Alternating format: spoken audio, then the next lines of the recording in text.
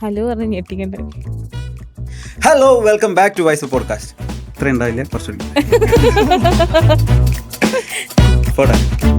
ഇപ്പോൾ എബ്രോഡ് പോകണം എന്ന് വിചാരിക്കുന്ന നഴ്സസിന് ഒരു എലിജിബിലിറ്റി ക്രൈറ്റീരിയ എന്തായാലും ഉണ്ടാവുമല്ലോ, ഒരു എക്സാം അല്ലെങ്കിൽ ഏജ്, എഡ്യൂക്കേഷൻ, അതിനെപ്പറ്റി ഒന്ന് ബ്രീഫ് ചെയ്യാൻ പറ്റും? ഗവൺമെൻറ് ഓഫീസേഴ്സിൻ്റെ അടുത്താണ് നമ്മൾ അറ്റസ്റ്റ് ചെയ്യുന്നത്. അതേപോലെ തന്നെ ഓസ്ട്രേലിയൻ നഴ്സ്, ഓസ്ട്രേലിയ മാത്രമല്ല, അത് UK-ലേക്ക് പറ്റും. ആയിക്കോട്ടെ, അങ്ങനെ പറഞ്ഞു. ചിരിപ്പിക്കില്ല. പല കാൻഡിഡേറ്റ്സിനും നമ്മുടെ അടുത്ത് ഇൻട്രാക്ട് ചെയ്യുന്ന പലർക്കും ചിലപ്പോൾ ഫിനാൻഷ്യലായിട്ടുള്ള സ്ട്രഗിൾ കൊണ്ടിട്ടായിരിക്കാം അവർക്ക് ഓസ്ട്രേലിയ എന്ന് പറഞ്ഞ കൺട്രിയിലോട്ടുള്ള മൈഗ്രേഷൻ പോസിബിൾ അല്ലാത്ത. സോ അവർക്കൊക്കെ വേണ്ടിയിട്ട് നമ്മൾ വേറെ പല കൺട്രീസിലോട്ടും സർവീസ് നമ്മൾ എക്സ്പാൻഡ് ചെയ്യുന്നുണ്ട്. ഇപ്പം കുറേ സ്കാമേഴ്സ് ഉണ്ട് ഇതിൻ്റെ ഇടയിൽ. നമുക്ക് എക്സാം ഇല്ലാതെ ഓസ്ട്രേലിയക്ക് പോവാം, കരിയർ വിസയിൽ പോവാം എന്നൊക്കെ പറഞ്ഞിട്ട് ഒത്തിരി പേര് കോൺടാക്ട് ചെയ്തിട്ട് കാൻഡിഡേറ്റ്സ് അങ്ങനെ ആ ഒരു ചതിക്കുഴിയിൽ ചെന്ന് പെടാറുണ്ട്. സപ്പോസ് ഇപ്പോൾ ഒരു കാൻഡിഡേറ്റ് ഇത് സ്റ്റാർട്ട് ചെയ്തിട്ട് ആ ഒരു പ്രോസസ്സിങ്ങിന്റെ സ്റ്റേജിൽ ഇവർ എപ്പോഴെങ്കിലും ഇതൊരു ബ്രേക്ക് ചെയ്ത് പോയാൽ പിന്നെ അവർക്ക് ഇത് റീസ്റ്റാർട്ട് ചെയ്യണമെങ്കിൽ ഇനീഷ്യൽ സ്റ്റേജ് മുതൽ തുടങ്ങണം. എന്തൊക്കെയാണ് അതിൻ്റെ ഒരു പ്രൊസീജിയർ? ഡിപ്പെൻഡഡ് ആണ് ഓരോരുത്തരുടെ ആവശ്യം എന്താണ്. നിങ്ങൾക്കിപ്പോൾ ഫിനാൻഷ്യലി നിങ്ങൾ ഓക്കെയാണ് മൈഗ്രേറ്റ് ചെയ്യാൻ ഓസ്ട്രേലിയയിലോട്ടെങ്കിൽ ബെസ്റ്റ് കൺട്രി ഓസ്ട്രേലിയ തന്നെയാണ്. അതല്ല ഫിനാൻസ് ഒരു പ്രോബ്ലം ആണെന്നുണ്ടെങ്കിൽ ദെൻ അതൊരു ഗൾഫ് കൺട്രീസിലോട്ട് നിങ്ങൾക്ക് മൈഗ്രേറ്റ് ചെയ്യാം. ദെൻ നെക്സ്റ്റ് സ്റ്റെപ്പായിട്ട് ഓസ്ട്രേലിയ ചൂസ് ചെയ്യാം. അപ്പോൾ നിങ്ങൾ ഏതൊക്കെ കാര്യങ്ങളിലാണ് സപ്പോർട്ട് കൊടുക്കുന്നത്? ഇപ്പോൾ രജിസ്ട്രേഷൻ മുതൽ അവിടെ എത്തി അവർ സെറ്റിലാവുന്ന വരെയുള്ള ഒരു പ്രോസസ്സിൽ നിങ്ങളെ ഗൈഡൻസ് ഉണ്ടാവുമോ, അതോ ഈ പേപ്പർ വർക്ക്സും കാര്യങ്ങളും മാത്രമാണ്?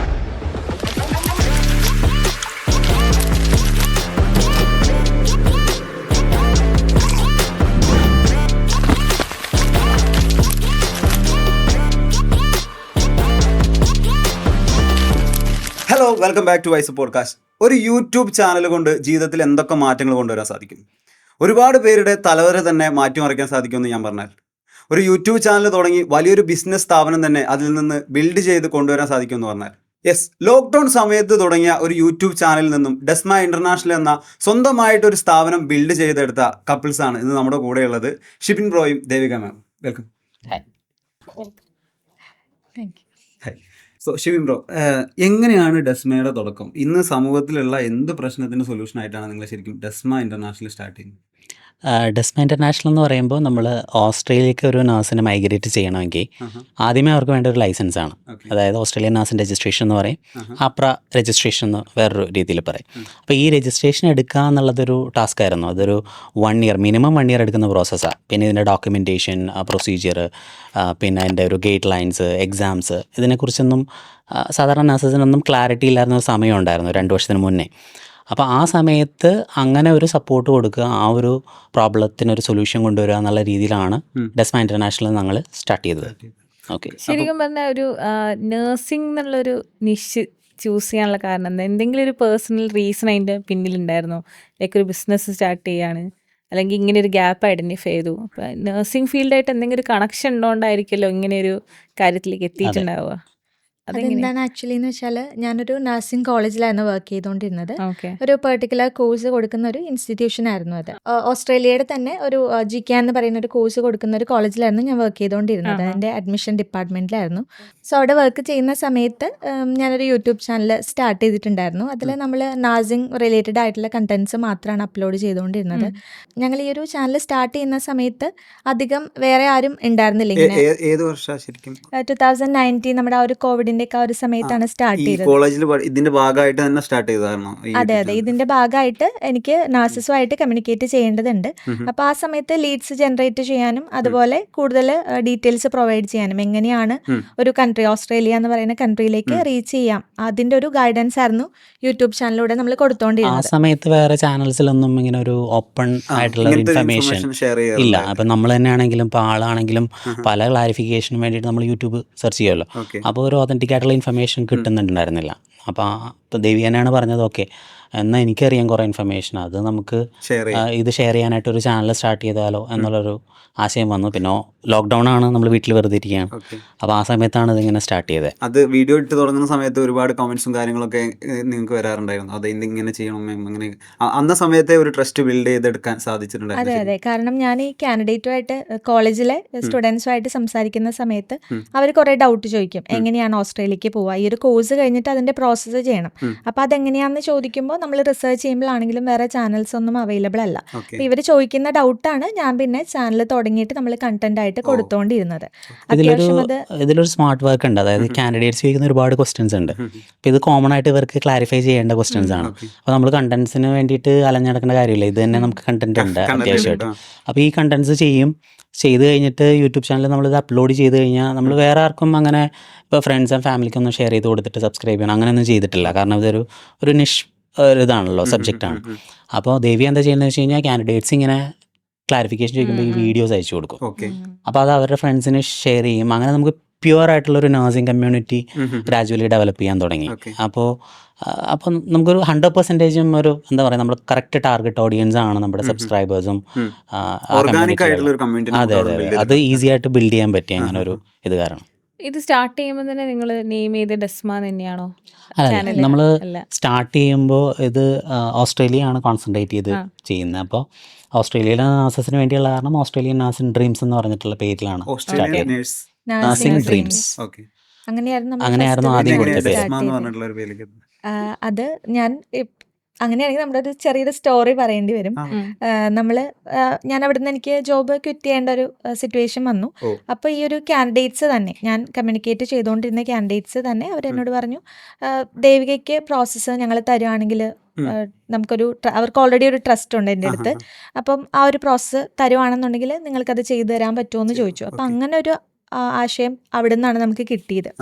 അങ്ങനെ നമ്മൾ സ്റ്റാർട്ട് ചെയ്യണം, ഡെസ്മ സ്റ്റാർട്ട് ചെയ്യണം എന്നുള്ളൊരു ഉദ്ദേശത്തോട് നിൽക്കുമ്പോൾ എനിക്ക് ഒരു ആഗ്രഹം ഉണ്ടായിരുന്നു എൻ്റെ ഐഡന്റിറ്റി. കാരണം നമ്മൾ Australian nursing dreams AND short ആക്കിയിട്ട് അങ്ങനെയാണ് നമ്മൾ പറഞ്ഞുകൊണ്ടിരുന്നത്. സോ ആ ഒരു ചാനൽ സ്റ്റാർട്ട് ചെയ്യുമ്പോൾ അതിന്റെ ലോഗോ ആയിട്ട് എൻ്റെ ഫോട്ടോ ആയിരുന്നു വെച്ചുകൊണ്ടിരുന്നത്. ഒരു ഐഡന്റിറ്റി വേണം എന്നുണ്ടായിരുന്നു.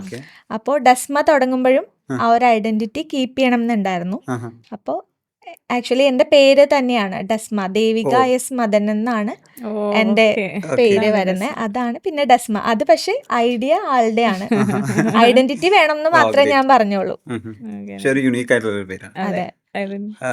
അപ്പൊ ഇവരിങ്ങനെ ഒരു വർക്ക് തരുന്ന സമയത്ത് അത് സ്വന്തമായിട്ട് അതുവരെ ഒരു സ്ഥാപനത്തിൽ നിന്ന് വർക്ക് ചെയ്തിട്ട് സ്വന്തമായിട്ട് ഇത് ചെയ്യുമോ എന്ന് ചോദിക്കുമ്പോൾ അത് ചെയ്യാനുള്ള ഗഡ്സും കാര്യങ്ങളും അല്ലെങ്കിൽ അപ്പൊ അത് ഏറ്റെടുക്കാനുള്ള ഒരു വിൽ പവർ ഒക്കെ എങ്ങനെയാ വന്നത്? അതൊക്കെ ആള് തന്നെയാണ് സപ്പോർട്ട് തന്നത്. ശരിക്കും പറഞ്ഞാൽ ഇത് കാൻഡിഡേറ്റിനോട് ഞാൻ സംസാരിക്കുന്നേ ഉള്ളൂ, പക്ഷെ അതിന്റെ ഫുൾ സപ്പോർട്ട്, മെന്റൽ സപ്പോർട്ടും എല്ലാ കാര്യങ്ങളും ചെയ്തത് ആള് തന്നെയാണ് സപ്പോർട്ട് ചെയ്തത്. അപ്പൊ അതുകൊണ്ടാണ് നമുക്കിത് സ്റ്റാർട്ട് ചെയ്യാനായിട്ട് പറ്റിയത്. കാരണം എന്താണെന്ന് വെച്ച് കഴിഞ്ഞാൽ ഈ കാൻഡിഡേറ്റിന്റെ പ്രൊഫൈല് നമ്മൾ അവരുടെ പാസ്പോർട്ട് വെച്ചിട്ട് ഒരു പ്രൊഫൈൽ ക്രിയേറ്റ് ചെയ്ത് കഴിഞ്ഞാൽ നമ്മൾ അതിൽ ത്രൂ മാത്രമേ അവർക്ക് ചെയ്യാൻ പറ്റുള്ളൂ. പിന്നെ വേറൊരു സെപ്പറേറ്റ് പ്രൊഫൈൽ അവർക്ക് ക്രിയേറ്റ് ചെയ്യാൻ പറ്റില്ല. കാരണം ഒരു പാസ്പോർട്ട് നമ്പർ വെച്ചിട്ട് ആളുടെ പേരിൽ നമ്മളൊരു പ്രൊഫൈൽ ക്രിയേറ്റ് ചെയ്തു.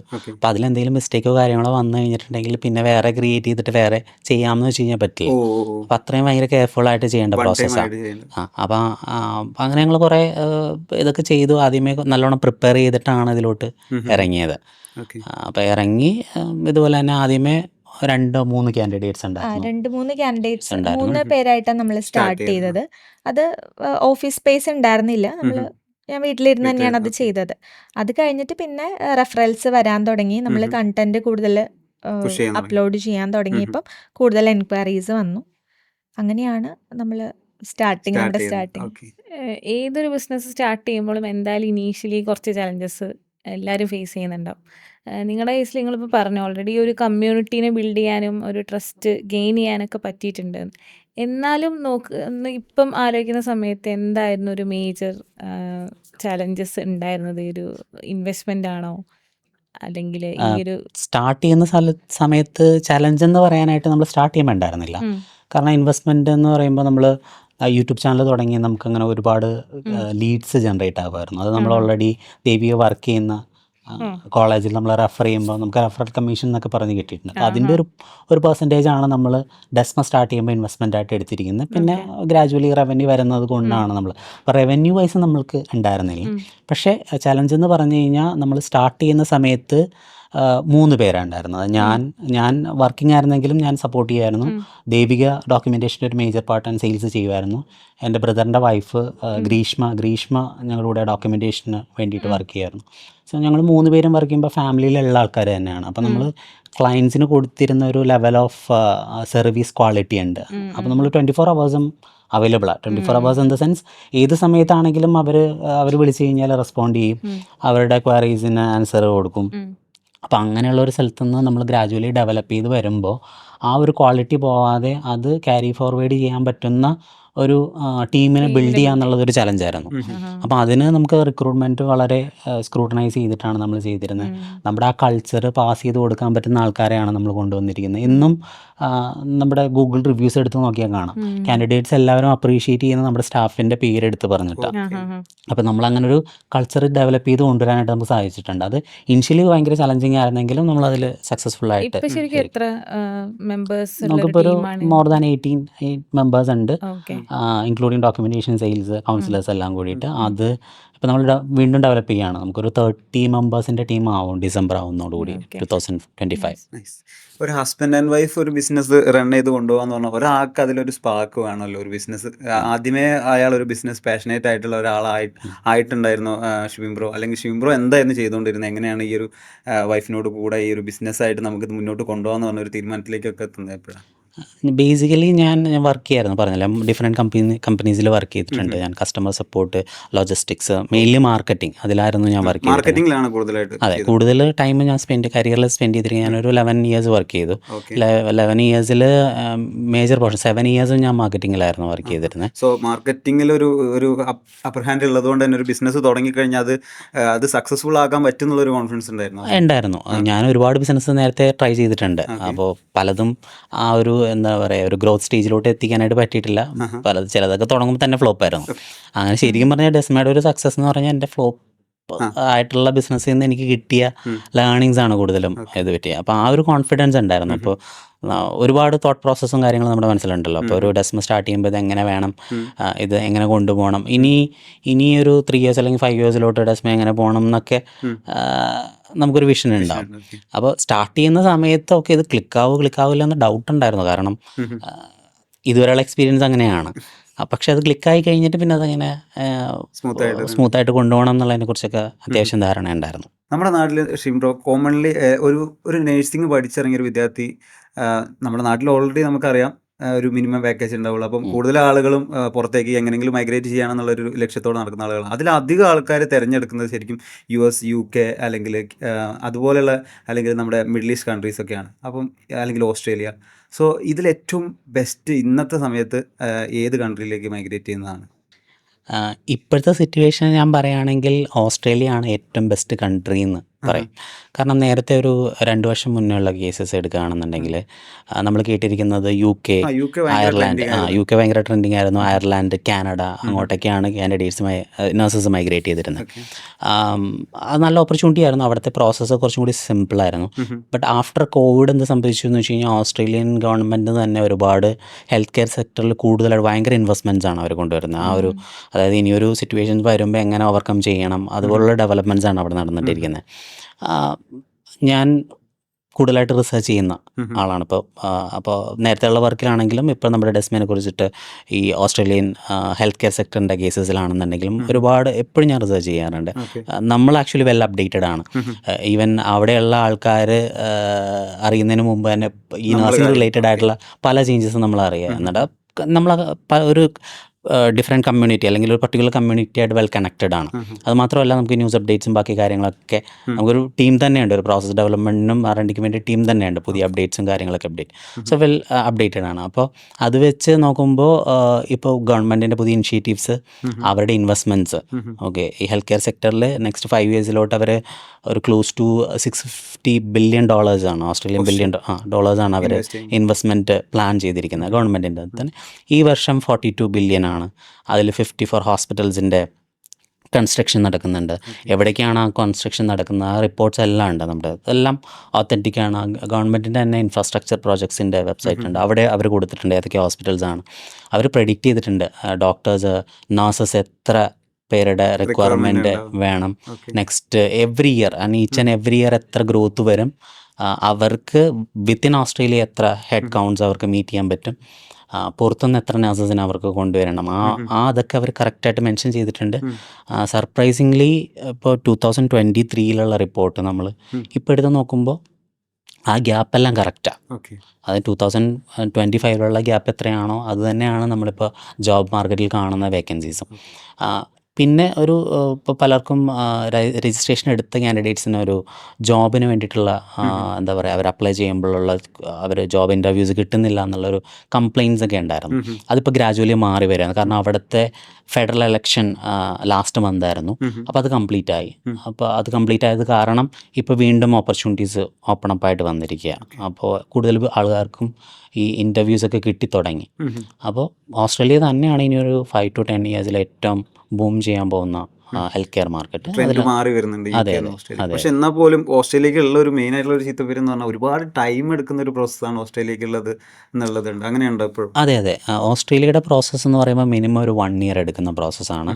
അതായത് OB എന്ന് പറഞ്ഞൊരു പാത്ത് വേണ്ട. സാധാരണ ഒരു BSc ക്വാളിഫൈഡ് ആയിട്ടുള്ള നഴ്സ് രജിസ്ട്രേഷൻ പ്രോസസ്സ് ചെയ്യാനായിട്ട് 1 year 12 months ആണ് ടൈം എടുക്കുന്നത്. ചിലപ്പോൾ 1 to 1.5 minimum 1 year minimum 1 year എടുക്കും. ഇപ്പോഴത്തെ ഒരു പുതിയ പാത്ത് വേ വെച്ചിട്ട് UK, Ireland, Canada, Spain, Singapore, USA എന്നുള്ള നഴ്സസ് ഒക്കെ ആണെന്നുണ്ടെങ്കിൽ അവർക്കൊരു പർട്ടിക്കുലർ ക്വാളിഫിക്കേഷൻ ഉണ്ടെന്നുണ്ടെങ്കിൽ ഒരു 6 monthsലൊക്കെ അവർക്ക് രജിസ്ട്രേഷൻ എടുക്കാം. ബട്ട് മെജോറിറ്റി ആൾക്കാരും അവിടെ വർക്ക് ചെയ്യുന്നതായിരിക്കില്ല. ഇപ്പോൾ ഗൾഫ് കൺട്രീസിലുള്ളതായിരിക്കും. അപ്പോൾ അവർക്ക് 1 year ഉള്ള പ്രോസസ്സ് തന്നെയാണ്. അവരൊരു 3 exams കംപ്ലീറ്റ് ചെയ്യേണ്ടി വരും. അപ്പോൾ ഈ ലെങ്തി പ്രോസസ്സ് ആണെന്നുണ്ടെങ്കിൽ ഇതിന് ഒരുപാട് ബെനഫിറ്റ്സ് ഉണ്ട്. സോ ആ ബെനഫിറ്റ്സ് വെച്ച് നോക്കുമ്പോൾ ഓസ്ട്രേലിയ ആണ് ബെസ്റ്റ് കൺട്രി. മാത്രമല്ല നമ്മുടെ കൂടെ പ്രോസസ്സ് ചെയ്യുന്ന കാൻഡിഡേറ്റ്സ് പലരും UK, അയർലാൻഡ്, കാനഡ എന്നൊക്കെയുള്ള കാൻഡിഡേറ്റ്സ് ആണ്. സോ അവിടുത്തെ ക്ലൈമറ്റ്സും ബാക്കി കാര്യങ്ങളൊന്നും അവർക്ക് പറ്റാത്തത് കൊണ്ടാണ് ഓസ്ട്രേലിയ പോലുള്ള കൺട്രി അവർക്ക് ഓസ്ട്രേലിയ ഏറെക്കുറെ കേരളത്തിനോട് സിമിലർ ആയിട്ടുള്ള ഒരു ക്ലൈമറ്റ് ആണ്. അതെ, ഓസ്ട്രേലിയയിലെ ചില സ്ഥലങ്ങൾ ലൈക്ക് ക്യൂൻസ്ലാൻഡൊക്കെ നോക്കുകയാണെന്നുണ്ടെങ്കിൽ എക്സാക്ട്ലി കേരളമാണ്. അപ്പോൾ അത് ചുമ്മാ നമ്മളിപ്പോൾ ജസ്റ്റ് യൂട്യൂബിൽ ഒരു വീഡിയോ അടിച്ച് നോക്കിയാൽ മതി. മലയാളീസ് താമസിക്കുന്ന സ്ഥലമൊക്കെ നോക്കിക്കഴിഞ്ഞാൽ നമ്മളിവിടെ മൂവാറ്റുപുഴയോ കോട്ടയത്തോ ഉള്ള ഒരു ലാൻഡ്സ്കേപ്പ് പോലെ ചക്കയും പ്ലാവും പിന്നെ വാഴയൊക്കെയുള്ള ചവറൊക്കെ വീണ് കിടക്കുന്ന ഇതുണ്ടല്ലോ. കങ്കാരു മാത്രമേ. അതെ. ഇവിടെ കൂടുതലും നമ്മൾ ചിലപ്പോൾ പട്ടികളായിരിക്കും കാണുന്നത്, അവിടെ കങ്കാരൂസ് ആയിരിക്കും അവിടെ. എക്സാക്ട്ലി കേരളം തന്നെയാണ്. കേരളത്തെക്കാളും ബെറ്റർ ആണോ എന്ന് ചിലപ്പോൾ എനിക്ക് സംശയം തോന്നാറുണ്ട്. ഇപ്പം മൈഗ്രേറ്റ് ചെയ്യണമെന്ന് വിചാരിക്കുന്ന നഴ്സസ് കൂടുതലായിട്ട് ചെയ്യുന്നൊരു മിസ്റ്റേക്ക് എന്താണെന്ന് നിങ്ങൾക്കിപ്പോൾ അവരായിട്ട് ക്ലോസ് ആയിട്ട് വർക്ക് ചെയ്യുന്നതുകൊണ്ട് അറിയുണ്ടാവും. അതായത് മൈഗ്രേറ്റ് ചെയ്യണം വിചാരിക്കുമ്പോൾ അവർ ചെന്ന് പെടുന്ന കുറേ കാര്യങ്ങളുണ്ടാവും, അല്ലെങ്കിൽ ചെയ്യുന്ന കുറേ മിസ്റ്റേക്സ് ഉണ്ടാവും. അപ്പോൾ അതെന്തൊക്കെയാണെന്നൊന്ന് അവരെ ഇൻഫോർമേറ്റീവ് എന്നുള്ള രീതിക്കൊന്ന് പറയാൻ പറ്റുമോ? ഫസ്റ്റ് ഇപ്പം ഓസ്ട്രേലിയ എന്ന് പറയുന്ന ഒരു കൺട്രി നോക്കുകയാണെന്നുണ്ടെങ്കിൽ അവിടെ ലൈസൻസ് എടുക്കണമെങ്കിൽ എക്സാംസ് അറ്റൻഡ് ചെയ്യണം. പലർക്കും അതിനെക്കുറിച്ച് അറിയില്ല. ഇപ്പം കുറേ സ്കാമേഴ്സ് ഉണ്ട് ഇതിൻ്റെ ഇടയിൽ. നമുക്ക് എക്സാം ഇല്ലാതെ ഓസ്ട്രേലിയക്ക് പോവാം, കരിയർ വിസയിൽ പോവാം എന്നൊക്കെ പറഞ്ഞിട്ട് ഒത്തിരി പേര് കോണ്ടാക്ട് ചെയ്തിട്ട് കാൻഡിഡേറ്റ്സ് അങ്ങനെ ആ ഒരു ചതിക്കുഴിയിൽ ചെന്ന് പെടാറുണ്ട്. സോ ഫസ്റ്റ് അവരറിയേണ്ടത് എന്താണ് പ്രോസസ്സ് എന്നുള്ളതാണ്. ഇപ്പം BSc കംപ്ലീറ്റ് ചെയ്ത ഒരു നേഴ്സ് ആണെങ്കിൽ അവർക്ക് കുറച്ച് എക്സാംസ് ഉണ്ട്. ഓസ്ട്രേലിയൻ നഴ്സിംഗ് രജിസ്ട്രേഷൻ്റെ എക്സാംസ് കംപ്ലീറ്റ് ചെയ്യണം. അതിനെക്കുറിച്ച് അറിഞ്ഞു കഴിഞ്ഞാലാണ് അവർക്ക് ആ ഒരു എയിമിലേക്ക് എത്താനായിട്ട് പറ്റുള്ളൂ. സോ നമ്മളുടെ അടുത്തൊരു എൻക്വയറി വരുന്ന സമയത്ത് ഡെസ്മ എങ്ങനെയാണ് വർക്ക് ചെയ്യണമെന്ന് വെച്ചാൽ അവർക്ക് എല്ലാ ഡീറ്റെയിൽസും പറഞ്ഞു കൊടുക്കുക. അവർക്ക് ഒരു സ്റ്റാർട്ടിംഗ് സ്റ്റേജ് മുതൽ അവിടെ ഓസ്ട്രേലിയയിൽ എത്തിച്ചേരാൻ വരെയുള്ള ഗൈഡൻസ് നമ്മൾ പ്രൊവൈഡ് ചെയ്യുന്നുണ്ട്. സോ കൂടുതലും ഇതിനകത്ത് വരുന്നൊരു പ്രശ്നം എന്ന് പറഞ്ഞാൽ ഇവർക്ക് പ്രോസസ്സിനെ കുറിച്ചിട്ടുള്ളൊരു അവയർനെസ് ഇല്ലാത്തത് തന്നെയാണ്. അപ്പം അതാദ്യം അറിയാന്നുള്ളതാണ് ഫസ്റ്റ്. ഓക്കെ. വേറെ എന്തെങ്കിലും അങ്ങനത്തെ മിസ്റ്റേക്സ് നിങ്ങൾ ശ്രദ്ധപ്പെട്ടിട്ടുണ്ടോ? ലൈക്ക് ഇപ്പോൾ പേപ്പർ വർക്ക്സും കാര്യങ്ങളൊക്കെ ഒരുപാട് ഉണ്ടാവാറില്ലേ? അതെ അതെ. അപ്പോൾ ആ കാര്യത്തിലൊക്കെ നിങ്ങൾ തന്നെയാണോ പിന്നെ ഫുള്ളി സപ്പോർട്ട് ചെയ്യാറ്? ചില കേസിൽ കാൻഡിഡേറ്റ്സ് ഓൾറെഡി സെൽഫായിട്ടോ അല്ലെങ്കിൽ വേറെ ഏതെങ്കിലും നമ്മുടെ കോമ്പറ്റീറ്റേഴ്സ് ഉണ്ടല്ലോ, സോ അവരുടെ അടുത്ത് സ്റ്റാർട്ട് ചെയ്തിട്ട് ഇടയ്ക്ക് സ്റ്റക്കായി പ്രോസസ്സ് സ്റ്റക്കായിട്ട് നമ്മുടെ അടുത്ത് ഹാൻഡ് ഓവർ ചെയ്ത് വരാറുണ്ട്. അങ്ങനെയുള്ളൊരു കേസിൽ നമുക്കിത് ഒരു ലെങ്തി പ്രോസസ്സാണ്. ഓസ്ട്രേലിയ എന്ന് പറയുമ്പോൾ ഏകദേശം ഒരു 1 year മിനിമം നമ്മൾക്ക് ഈ ഒരു പ്രോസസ്സ് കംപ്ലീറ്റ് ചെയ്യാനായിട്ട് വേണം കാൻഡിഡേറ്റിന്. അപ്പം അത് അറിയില്ലാത്ത ഒരാളാണ് അത് ചെയ്യണേ, അല്ലെങ്കിൽ സെൽഫായിട്ടാണ് ചെയ്യണേ, ഇതിനെക്കുറിച്ച് ഡീറ്റെയിൽസ് അറിയാത്ത ടീമാണ് അത് ചെയ്യണേന്നുണ്ടെങ്കിൽ എക്സ്ട്രാ ടൈമും ആവും, എമൗണ്ടും സ്പെൻഡ് ആവും. സോ ഹാൻഡ് ഓവർ ചെയ്ത് വരുന്ന സമയത്ത് അത് നമുക്ക് കുറച്ച് ഡിഫിക്കൽട്ടീസ് ഉണ്ടാവാറുണ്ട്. ഇതുപോലെ സെൽഫായിട്ട് ചെയ്തിട്ട് മിസ്റ്റേക്ക് വരുന്ന കേസും ഉണ്ട്. ഒരു റീസെന്റ് ആയിട്ടുള്ള ഒരു എക്സാമ്പിൾ പറയുകയാണെങ്കിൽ എനിക്കൊരു പ്രൊഫൈൽ വന്നിട്ടുണ്ടായിരുന്നു. കാൻഡിഡേറ്റ് മാൾട്ടയിൽ വർക്ക് ചെയ്യാണ്. ഇവര് സെൽഫായിട്ട് പ്രോസസ്സ് ചെയ്തു. സോ രജിസ്റ്റേർഡ് നേഴ്സിന്റെ പ്രോസസ്സ് ചെയ്യുന്നതിന് പകരം അവര് എൻറോൾ നേഴ്സിന്റെ പ്രൊഫൈലാണ് ചെയ്തത്. അപ്പൊ ഇതിന് ഡിസിഷൻ കിട്ടുന്ന കുറച്ച് സ്റ്റേജ് കാര്യങ്ങളൊക്കെ ഉണ്ട്. ഇവര് ആപ്ലിക്കേഷൻ ഫീസ് പേ ചെയ്തു, എൻറോൾ നേഴ്സിന്റെ ആപ്ലിക്കേഷൻ ഫീസാണ് പേ ചെയ്തത്. എന്താ ശരിക്കും ഡിഫറൻസ്? എൻറോൾ നേഴ്സ് എന്ന് പറഞ്ഞാല് RNന്റെ ആ ഒരു ഡെസിഗ്നേഷൻ അല്ല. ഫസ്റ്റ് ഓഫ് ഓൾ EN ആണ്. അവർക്ക് പേഷ്യന്റിനെ ഡയറക്റ്റ് ആയിട്ട് ഹാൻഡിൽ ചെയ്യാനായിട്ട് പറ്റില്ല. ഏകദേശം ഒരു അസിസ്റ്റന്റ് നഴ്സ് പോലെയാണ് അവർ വർക്ക് ചെയ്യുന്നത്. RN എന്ന് പറയുന്നത് ഡെസിഗ്നേഷൻ വേറെയാണ്, രജിസ്റ്റേർഡ് നഴ്സ്. സോ പേഷ്യന്റിനെ ഡയറക്ട്ലി അവർക്ക് ഹാൻഡിൽ ചെയ്യാൻ പറ്റും. അത്യാവശ്യം റെക്കഗ്നീഷൻ ഉള്ളൊരു പ്രൊഫൈലാണ് RN എന്ന് പറയുന്നത് ഓസ്ട്രേലിയയിൽ. സോ അങ്ങനെ പ്രൊഫൈല് മാറിപ്പോയിട്ട് ഇവർക്ക് ആപ്ലിക്കേഷൻ ഫീസ് പോയി. അത് മാത്രമല്ല, നമ്മുടെ അടുത്ത് ഹാൻഡ് ഓവർ ചെയ്ത് വന്നു, നമ്മൾ രണ്ടാമത് ചെയ്തപ്പോൾ അത്യാവശ്യം ടൈമും എടുത്തിട്ടുണ്ട്. അപ്പോൾ സെൽഫായിട്ട് ചെയ്യുമ്പോഴും പ്രോസസ്സ് അറിയാൻ പാടില്ലാത്തൊരു ടീം ഹാൻഡിൽ ചെയ്യുമ്പോഴും അതിൻ്റെതായ ബുദ്ധിമുട്ട് ഒത്തിരി വരാറുണ്ട്. അതുപോലെ തന്നെ ഷിംബ്രോ, how much does it cost to move abroad, especially in Australia? ഇപ്പോൾ നമ്മൾ ബാക്കി ഏത് കൺട്രീസ് എടുക്കുകയാണെന്നുണ്ടെങ്കിലും പ്രോസസ്സിൻ്റെ കോസ്റ്റ് കൂടുതൽ വരിക ഓസ്ട്രേലിയയുടെ പ്രോസസ്സാണ്. ലെങ്തിയുമാണ്. ഇതിനൊരു 8 to 8.5 lakhs കോസ്റ്റ് വരും. കാരണം ഇതിലൊരു 3 എക്സാംസ് ഇവർക്ക് ക്ലിയർ ചെയ്യാനായിട്ടുണ്ട്. NCLEX ഉണ്ട്, OSCE ഉണ്ട്, പിന്നെ ലാംഗ്വേജിൻ്റെ ടെസ്റ്റ് ഉണ്ട്. സോ OSCE എക്സാം തന്നെ അതിൻ്റെ ഫീസ് എന്ന് പറയുന്നത് 2 lakhs വരും. അതൊരു പ്രാക്ടിക്കൽ എക്സാമാണ്. അതിന് വേണ്ടിയിട്ട് ഓസ്ട്രേലിയയിലോട്ട് ട്രാവൽ ചെയ്യേണ്ടി വരും. അപ്പോൾ അതിൻ്റെ അപ്പ് ആൻഡ് ഡൗൺ ടിക്കറ്റ്, പിന്നെ അവിടെ OSCEയുടെ കോച്ചിങ്ങിന് വേണ്ടിയിട്ട് ഒരു 2 to 3 weeks അവർ സ്റ്റേ ചെയ്യണം. സോ അതൊക്കെ കൂടിയിട്ട് OSCE മാത്രം ഒരു 3 to 4 lakhs എക്സ്പെൻസ് വരുന്നുണ്ട്. അപ്പോൾ ബാക്കി അവർക്ക് ഇവിടെ NCLEX കോച്ചിങ്, പിന്നെ ആപ്രിക്കുള്ള ആപ്ലിക്കേഷൻ ഫീസ്, വിസയുടെ ആപ്ലിക്കേഷൻ ഫീസ്, നമ്മുടെ ഏജൻസിയുടെ ഫീസ്, ഇതൊക്കെ വരുമ്പോൾ ഇത്രയും കോസ്റ്റ് ആവും. 8 to 9 lakhs ആവും. പക്ഷേ ആ കോസ്റ്റ് ആയിക്കഴിഞ്ഞാലും ഇവരുടെ സാലറി, ഒരു ബേസിക് സാലറി എന്ന് പറയുന്നത് ഒരു ആനുവൽ സാലറി 45 lakhs ആണ് ഇന്ത്യൻ മണിയിൽ നമ്മൾ കാൽക്കുലേറ്റ് ചെയ്യുമ്പോൾ. 4-5 lakhs അവർക്ക് മിനിമം കിട്ടും. അത് ബേസിക് പേ ആണ്. കാരണം ഇതിനകത്ത് അഡീഷണൽ അലവൻസ് വേറെ വരുന്നുണ്ട്. ഇപ്പൊ നമ്മുടെ ഇവിടെ വർക്ക് ചെയ്താൽ നൈറ്റ് ഷിഫ്റ്റ് ചെയ്താലും സെക്കൻഡ് ഷിഫ്റ്റ് ചെയ്താലൊന്നും വലിയ വ്യത്യാസം വരുന്നില്ല. പക്ഷെ ഓസ്ട്രേലിയ പോലുള്ള കൺട്രിയിൽ എങ്ങനെയാന്ന് വെച്ചാൽ സെക്കൻഡ് ഷിഫ്റ്റ് ചെയ്യുമ്പോൾ അഡീഷണൽ പേ ഉണ്ടാവും, പിന്നെ നൈറ്റ് ഷിഫ്റ്റ് ചെയ്യുമ്പോൾ ഉണ്ടാവും. അതുപോലെ പിന്നെ നാഷണൽ ഹോളിഡേയ്സിൽ വർക്ക് ചെയ്യുവാണെന്നുണ്ടെങ്കിൽ അതെ ഡബിൾ സാലറി ഉണ്ട്. പിന്നെ ഇതല്ലാതെ ഇത് ഹോസ്പിറ്റൽ സെറ്റപ്പ് ഉണ്ട്, അവിടെ ഏജ്ഡ് കെയർ ഉണ്ട്, ഏജൻസി വർക്ക് ഉണ്ട്, അങ്ങനെ പല സെറ്റിങ്സ് ഉണ്ട്. അവിടെയൊക്കെ വർക്ക് ചെയ്യുമ്പോൾ സാലറി എന്ന് പറയുന്നത് ഡിഫറെൻ്റ് ആണ്. ഇപ്പം ഏജൻസിയിൽ വർക്ക് ചെയ്യുന്ന ഒരു നേഴ്സ് ആണെങ്കിൽ അവർക്ക് സാധാരണ ഒരു ഹോസ്പിറ്റലിൽ $49 per hour കിട്ടുന്ന ഒരു നേഴ്സിന് ഏജൻസി വർക്ക് ചെയ്യുകയാണെങ്കിൽ അവർക്ക് ചിലപ്പോൾ ഒരു $80 or $90 ആയിരിക്കും പെർ അവർ കിട്ടുക. അതിന് രണ്ടിനും പോസിറ്റീവ്സും നെഗറ്റീവ്സും ഉണ്ട്. പക്ഷെ അങ്ങനെ കുറേ ബെനിഫിറ്റ്സ് ഉള്ളൊരു കൺട്രിയാണ്. അപ്പം സാലറി, ടോട്ടൽ സാലറി ആഡ് ചെയ്യുമ്പോൾ അത്യാവശ്യം ഹ്യൂജ് ആയിട്ടുള്ളൊരു എമൗണ്ട്. നമ്മുടെ ഇവിടുത്തെ നാട്ടിലെ നേഴ്സിന് എത്രയാണ് സാലറി എന്ന് അറിയാലോ.